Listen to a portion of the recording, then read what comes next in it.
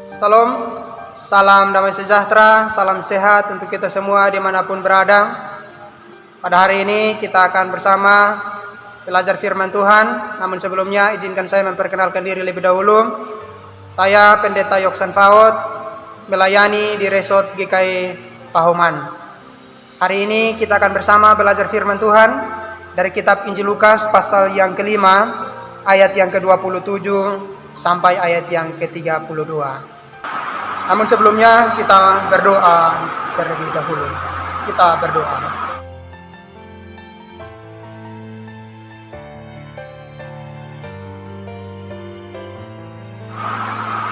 Tuhan Allah, Bapa kami yang hidup di dalam nama Yesus Kristus, kami bersyukur dan berterima kasih atas segala kemurahan-Mu, atas segala berkat dan kebaikan-Mu. Kami boleh menikmati berkat kesehatan, kekuatan, dan juga rezeki di dalam perjalanan kehidupan kami sampai hari ini. Pada waktu yang sangat baik ini, kami akan bersama merenungkan firman-Mu, karena itu buka hati dan pikiran kami, sehingga apa yang kami baca, apa yang kami dengar daripada firman-Mu, kami memahami dan mampukan kami di dalam pertolongan kuat kuasa Roh-Mu Kudus, agar kami hidup di dalam firman-Mu. Terpujilah Tuhan Yesus Kristus, yang adalah firman itu sendiri. Kami siap mendengarkan firman-Mu. Haleluya. Amin.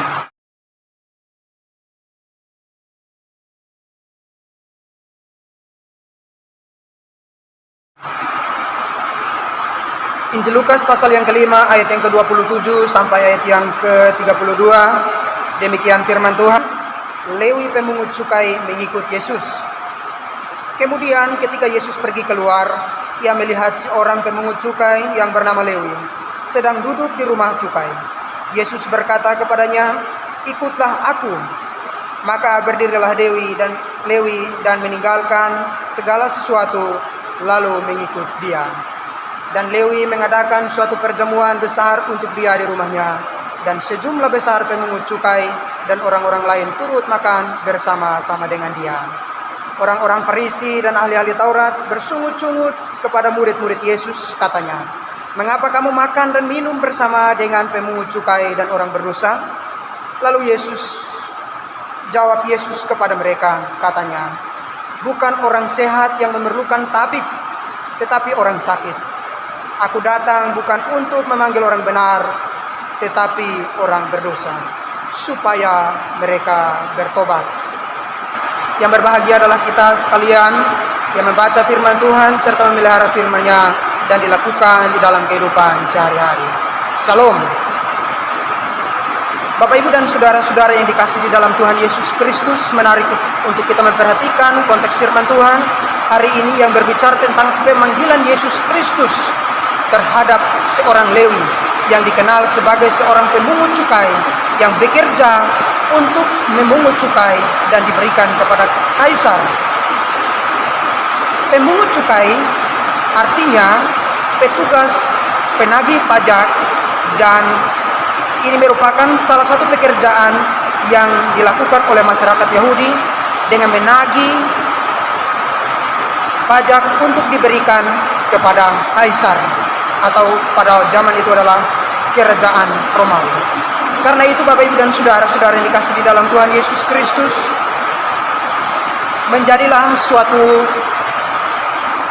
perdebatan di antara orang-orang Yahudi dan ahli-ahli Taurat atau orang-orang Farisi, mempersoalkan bagaimana Yesus Kristus hadir dalam satu perjumpaan atau pertemuan yang di dalamnya itu di dalam rumah seorang Lewi yang dikenal dia sebagai pemungut cukai.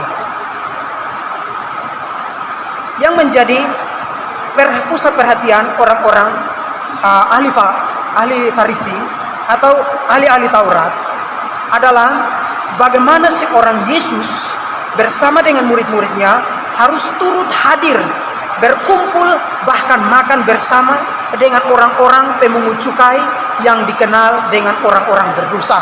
Di sana pun berkumpul banyak orang-orang yang menurut pandangan orang-orang Farisi bahwa mereka itu adalah orang-orang berdosa.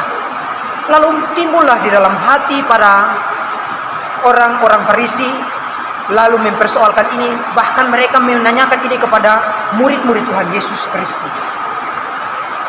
Tema yang menarik untuk kita renungkan bersama hari ini adalah Yesus datang untuk memanggil orang yang berdosa, bukan orang yang benar.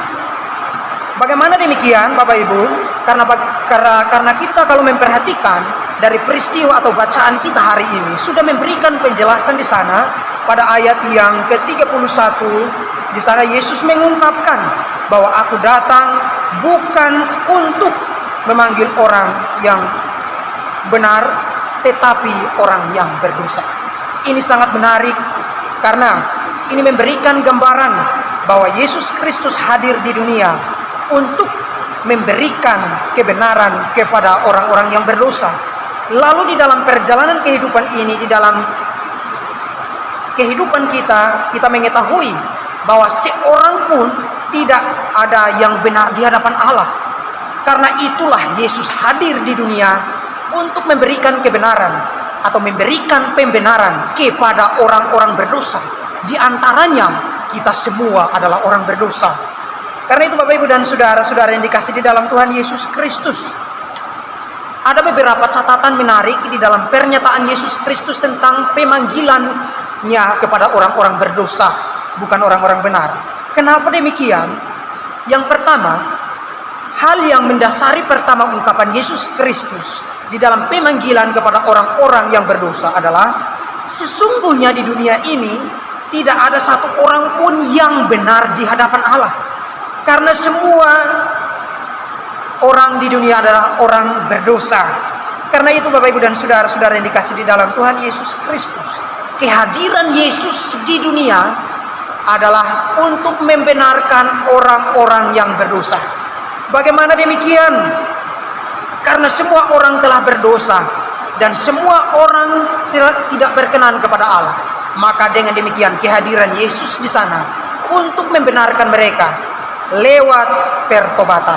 Nah karena itu Bapak Ibu dan saudara-saudaraku yang dikasih di dalam Tuhan Yesus Kristus, di hadapan Allah semua orang berdosa. Ia membenarkan mereka yang berdosa dengan pengorbanannya di atas kayu salib. Dan kehadirannya ia memulai dengan orang pemungut cukai yang menurut ahli-ahli Taurat, menurut orang-orang Farisi, pemungut cukai adalah orang yang berdosa. Yesus Kristus hadir lalu memanggilnya untuk menjadi pengikutnya. Bahkan Yesus berkumpul bersama dengan mereka dalam satu perjumpaan, dalam satu kebersamaan. Ia makan bersama-sama dengan mereka. Bapak Ibu dan saudara-saudaraku yang dikasih di dalam Tuhan Yesus Kristus, ini bagian yang pertama, bahwa Yesus hadir di dunia ini untuk membenarkan kita yang berdosa. Yang kedua, di dalam pernyataan Yesus Kristus kita dapat mempelajari bahwa di dalam dunia ini semua orang sedang mengalami sakit. Ayat yang ke-31 dan 32. Di sana memberikan penjelasan bahwa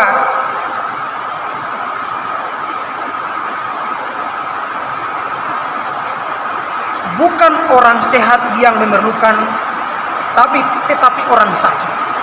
Ini menarik Bapak Ibu dan saudara-saudara. Karena sakit yang diungkapkan oleh Tuhan Yesus Kristus ini tidak hanya berbicara tentang sakit fisik, tetapi sesungguhnya di dunia setelah manusia diliputi dengan dosa, maka sesungguhnya manusia itu sedang dalam keadaan sakit. Sakit baik itu secara jiwa, baik secara ekonomi, baik itu secara tubuh jasmani, dan di dalam aspek kehidupan manusia sedang dalam keadaan sakit. Karena itu ia datang sebagai seorang tabib untuk memberikan kesembuhan, memberikan pemulihan kepada orang-orang yang sedang sakit. Dan harus kita ketahui bahwa mula yang membuat manusia merasakan sakit itu adalah dosa. Karena itu Yesus hadir dan memulainya dengan memberikan pengampunan kepada orang yang berdosa. Karena itu Bapak Ibu dan saudara-saudara yang dikasih di dalam Tuhan Yesus Kristus, kalau kita mengalami sakit di dalam jiwa, maka hal pertama adalah datang kepada Yesus Kristus sebagai tabib, karena ia akan memberikan pemulihan dan kesembuhan. Yang ia lakukan adalah pengampunan. Ia memberikan pengampunan kepada kita pada waktu kita melakukan kesalahan. Karena sesungguhnya yang memberikan kita dan membuat tubuh kita sakit dan membuat hidup kita sakit adalah dosa. Karena itu Yesus Kristus memberikan pemulihan bermula dari pengampunan. Karena itu Bapak Ibu dan saudara-saudara yang dikasih di dalam Tuhan Yesus Kristus, kita melihat bagaimana seorang Lewi yang adalah orang berdosa dan orang-orang berdosa yang hadir pada saat itu, Yesus hadir bersama dengan mereka untuk memberikan mereka pengampunan supaya mereka mengalami pemulihan secara menyeluruh.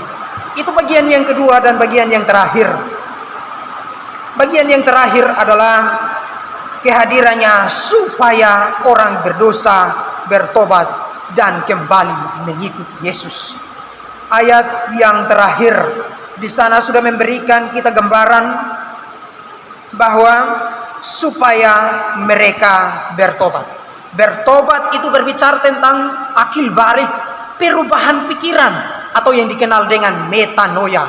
Hidup seseorang supaya dapat mengikut Tuhan, ia harus bermula dari pertobatan.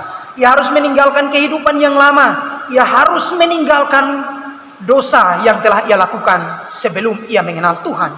Karena itu Bapak Ibu dan saudara-saudara yang dikasihi di dalam Tuhan Yesus Kristus, setelah orang menyatakan pertobatan kepada Yesus Kristus, maka ia sudah memulai hidup baru. Ia sudah memulai kehidupan yang baru di dalam Tuhan. Ia sudah menjalani hidup yang baru bersama dengan Tuhan. Karena itu kita memperhatikan bagaimana seorang Lewi yang saat itu dengan sangat cepat dan dengan tepat ia mengambil langkah dengan meninggalkan segala sesuatu yang ada padanya, lalu ia mengikuti Tuhan. Maka ini adalah langkah yang sangat penting supaya kita dapat mengikut Tuhan, supaya kita dapat mengalami perubahan hidup di dalam Tuhan, dan supaya kita dapat memperoleh pembenaran di dalam dosa kita. Maka kita harus mengikuti Tuhan. Kita harus meninggalkan masa lalu. Kita harus meninggalkan apa yang mengikat kita. Dan kita harus meninggalkan dosa di masa lalu. Dan kita tertuju kepada Tuhan Yesus Kristus sebagai juru selamat, sebagai tabib, sebagai sumber pembenaran. Karena itu yang akan membuat hidup kita semakin baik adanya. Bapak Ibu dan saudara-saudara yang dikasihi di dalam Tuhan Yesus Kristus, mari kita mempelajari dari orang-orang Farisi bahwa kita tidak punya hak untuk menghakimi siapapun. Kita tidak punya hak untuk menyatakan siapa yang berdosa dan siapa yang salah. Karena sesungguhnya yang memiliki hak veto di dalam situ adalah Yesus Kristus. Jikalau Yesus Kristus dapat memandang semua orang atau semua ciptaan itu mulia adanya, termasuk umat manusia, semua mulia di hadapannya, maka ia tidak mengingat masa lalu siapapun. Tetapi ia melihat respon setiap orang yang menyatakan pertobatan lalu mengikuti Yesus. Itu yang akan memperoleh pembenaran dan akan terlepas daripada dosa. Bapak Ibu dan saudara-saudara yang dikasihi di dalam Tuhan Yesus Kristus dimanapun berada, mari kita hidup di dalam Kristus, di dalam pembenaran. Karena ia telah memberikan pembenaran melalui pengorbanan di kayu salib. Dengan menumpahkan darahnya yang kudus, semua orang memperoleh pembenaran. Asal memulainya dengan pertobatan, yaitu komitmen untuk mengikuti Tuhan, perubahan pikiran untuk mengikuti pikiran Tuhan dan mengikuti kehendaknya. Dan akhirnya kita akan memperoleh selamat yang mulia. Kita akan memperoleh pembenaran yang mulia di dalam Tuhan. Dan kita akan menerima pemulihan dari segala aspek kehidupan kita. Apapun yang saat ini kita alami, kita percaya bahwa di dalam kita mengikuti Tuhan, ia akan menyatakan pemulihannya. Sehingga kita bebas daripada ikatan apapun. Baik itu dosa, baik itu sakit, baik itu pergumulan-pergumulan, baik itu tantangan-tantangan yang kita alami hari ini. Karena ia adalah Tuhan yang benar. Ia telah datang untuk memanggil kita dan membawa kita keluar daripada ikatan dosa. Dan ia telah memberikan pembenaran bagi kita. Dan kita harus meyakini bahwa apapun tantangan yang hari ini kita alami, itu tidak mengikat kita apapun. Karena ia yang membenarkan kita, berkuasa melepaskan ikatan apapun yang saat ini mengikat kita. Dan kita percaya pada waktunya kita akan dimuliakan bersama dengan dia. Karena itu mari hiduplah benar di hadapan Tuhan. Karena itu mari hiduplah di dalam kebenaran. Karena itu mari hiduplah di dalam pertobatan dari hari ke hari. Karena dengan demikian kita akan memperoleh hidup yang baru setiap hari. Dengan demikian kita memperoleh kemurahannya setiap waktu. Demikian firman Tuhan. Tuhan Yesus memberkati kita semua dimanapun berada. Kasih karunia-Nya menyertai kita sekalian. Tuhan Yesus memberkati. Salam hormat dan salam sehat untuk kita semua. Amin.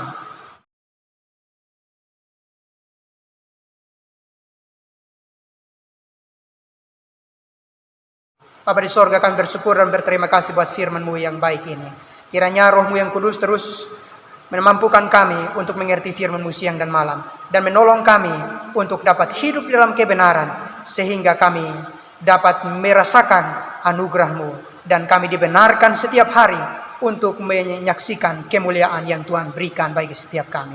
Terpujilah Tuhan Yesus Kristus yang adalah firman itu.